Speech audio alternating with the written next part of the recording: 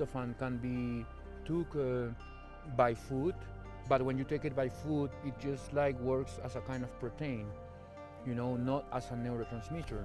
Tryptophan in plants, in master plants, works as a neurotransmitter.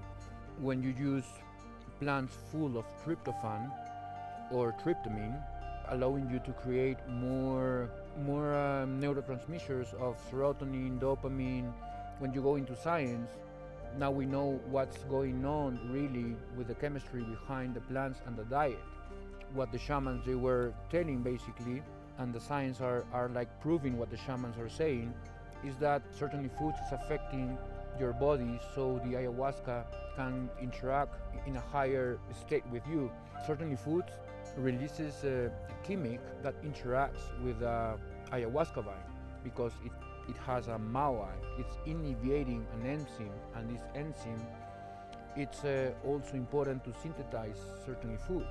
It's very interesting ethnopharmacology because you can study the chemistry in the plants and how creates these hormones, the chemistry in your body.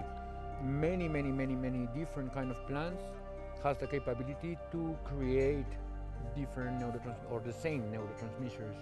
That's why it's so important. Ethnopharmacology helps me to create different kinds of anahuascas, analogs of ayahuasca, understanding their alkaloids. I start to extract the alkaloids of plants that works as ayahuasca.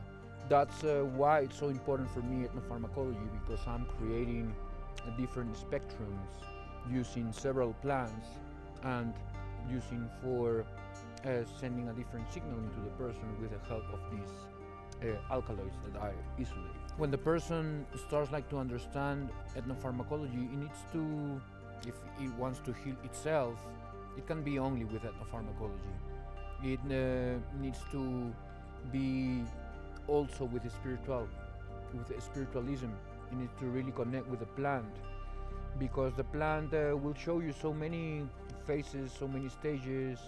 It has so many different kinds of tools for you to release the chemistry you need. When you study ethnopharmacology, you can know that there are certainly alkaloids that goes with certainly receptors in your biology that it's helping you to release this serotonin, dopamine.